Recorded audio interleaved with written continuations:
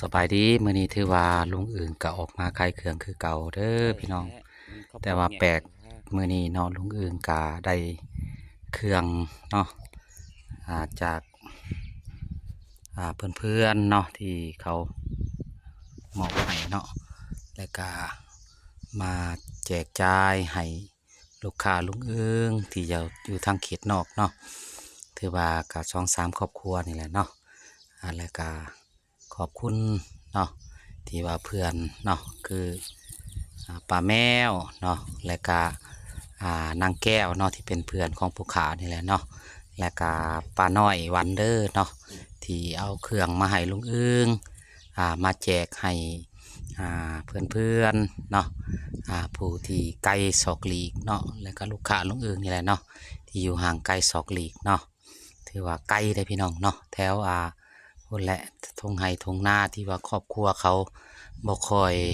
ได้มีโอกาสทางออกมาเห็นตัวหมอกตัวเมืองเนาะ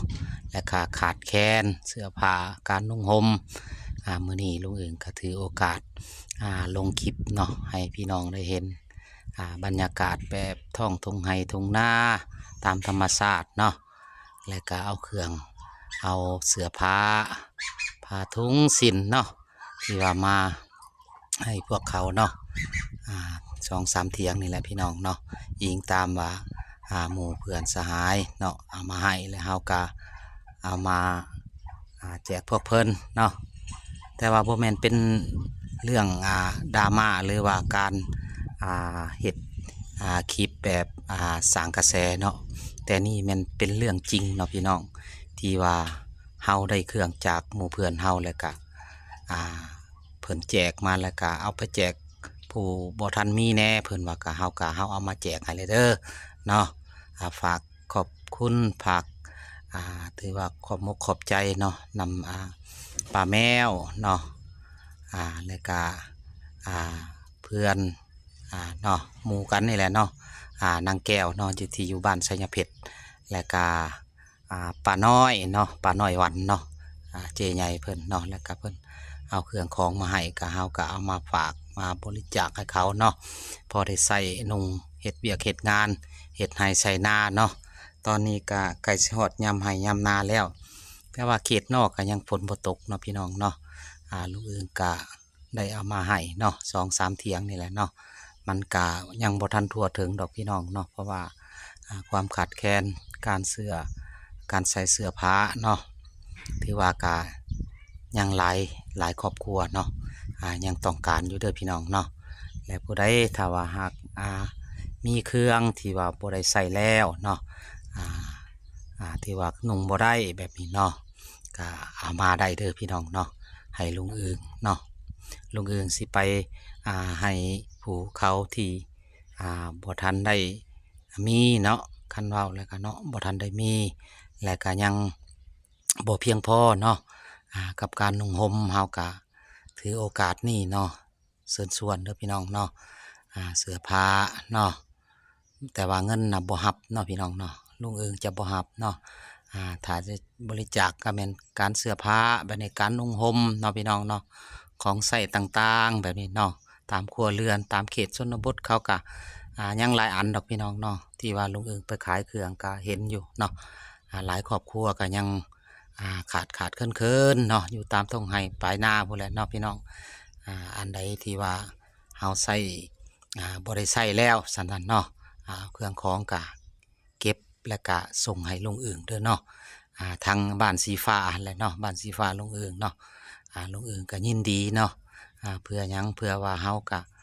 เฮ็ดบุญเฮ็ดทานเนาะการให้ทานการบริจาคเครื่องของนี่ก็เป็นบุญอันหนึ่งได้พี่น้องเนาะ ที่ว่าเพิ่นบ่มีโอกาสทางอ่าในสังคมเฮาน่ะเพิ่นก็เอามาเนาะใส่ห่มใส่นุ่งเนาะบ่ว่าจะเป็นผ้าห่มผ้าหยังยิ่งเที่ยงนี้เนาะยามหนาวก็เขาก็อยู่กัน4-5ชีวิตเนาะถือว่าก็เป็นครอบครัวที่ยังขาดโอกาสทางสังคมเนาะถือว่าผู้ใดมีก็เอามาให้เด้อพี่น้องเนาะลุงเอิงสิเอาไปให้เขาเนาะ อ่า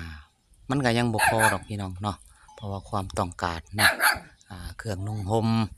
ผ้าห่มผ้าแพร่ไปนี่นะพี่น้องเนาะแต่ว่ายังขาดโอกาสอยู่เนาะบ้านเฮากันเนาะก็เห็นหลายบอนอยู่เนาะแต่ว่าลุงเอิงกับเพียงพอสำนี้เนาะก็เอามาให้เพิ่นเนาะเที่ยงนี่ถือว่านักกว่าหมู่เนาะพี่น้องลูกก็3 คนเนาะบัดนี้เจ้าของก็ถือพาขาท้องใน6-7 เดือนเลยเนาะเดือนหน้าเดือนเน้อนี่เราก็สิออกเนาะผัวก็ดีอย่างหนึ่งที่เราบ่ได้ไปหมกมุ่นน้ำยาเสพติดเนาะลุงเอิงก็เอาเครื่องมาให้เพิ่นเนาะพอได้นุ่งใส่กำนุ่งอยู่ไผเนาะพี่น้องลุงเอิงก็เว้าผิดนุ่งอยู่ไผเด้อเนาะเพราะว่าเพิ่นก็ท้องใหญ่แล้วผัวเพิ่นก็ไปหากินเนาะลูกก็3-4 คนเนาะพี่น้องเนาะแต่ก็ยังถือพาขาท้องเนาะพี่น้องเนาะแต่ปฏิเสธบ่ได้พี่น้องเนาะคนเฮาเนาะอยู่ตามป่าตามดงนี่แหละเขาก็เนาะอย่าลืมเด้อพี่น้องเด้อผู้ใดมีเครื่องมีเสื้อผ้าเนาะฝากกับพ่อใหญ่อึ่งไปให้เขาก็ได้เพื่ออ่าที่ว่าครอบครัวเขายังบ่ทันสมบูรณ์แบบเนาะเขาก็ต้องการอยู่ได้พี่น้องเนาะโดยเฉพาะยามหนาวนี่ครอบครัวนี่เนาะยามหนาวแล้วเขาก็สิขาดแคลนเครื่องนุ่งห่มเนาะบางเถื่อก็อึดเข่าได้ครอบครัวนี่เนาะครอบครัวนี่ถือว่าคัดสนกว่าหมู่เนาะรอยต่อระหวังบ้านน้องไห้กับบ้านกีบมาเด้อพี่น้องเนาะฝากเป็นกำลังใจเด้อเนาะพี่น้องเนาะสู้ๆนำกันว่าซั่นเนาะผู้ทุกข์ผู้ยากเนาะผู้ด้อยการศึกษาลูกก็บ่ได้เข้าโรงเรียนพี่น้องเอ้ยเนาะเขาก็ลูกสาวผู้หนึ่งก็ใหญ่เติบแล้วแต่ว่าบ่ได้อยู่เนาะไปหากินกับพ่อเนาะเผื่อมาประทังชีวิตนั่นแหละพี่น้องเนาะบางครั้งก็อึดข้าวอึดน้ำเขาก็ได้อยู่แต่ไห้ใส่แต่นาบ่เคยเข้าบ้านจุนี่เนาะน้อยนักสุดเนาะเพราะว่าอิงตามเงินคำลำแก้วนี่แหละเนาะพี่น้องเนาะและก็ที่อยู่อาศัยเขาก็สิอยู่หน้าตลอดเด้อพี่น้องเนาะขอบใจเด้อพี่น้องเนาะสำหรับเจน้อยหวันและก็ป้าแมวและก็สาวแก้วเด้อที่พาเครื่องของมาเนาะให้เขาได้นุ่งห่มเพราะฉะนั้นเนาะลุงอึ่งขอเป็นตัวแทนทั้งครอบครัว2-3 ครอบครัวนี่เด้อเนาะขอให้สุขภาพเข้มแข็งอยู่ดีมีแรงเนาะพบพอกันใหม่ในคลิปหน้าเด้อพี่น้องเนาะ